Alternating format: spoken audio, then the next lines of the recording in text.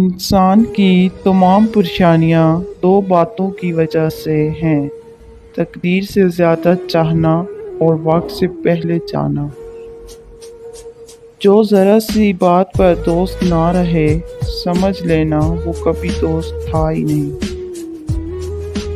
رزق کے پیچھے اپنا ایمان خراب مت کرو، کیونکہ رزق انسان کو ایسے تلاش کرتا ہے جیسے مرنے والے کو موت۔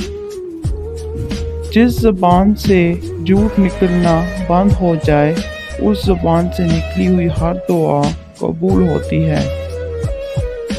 جب تمہاری مشکلات حد سے بڑھنے لگیں تو سمجھ لو کہ اللہ تمہیں کوئی بلند مقام دینے والا ہے۔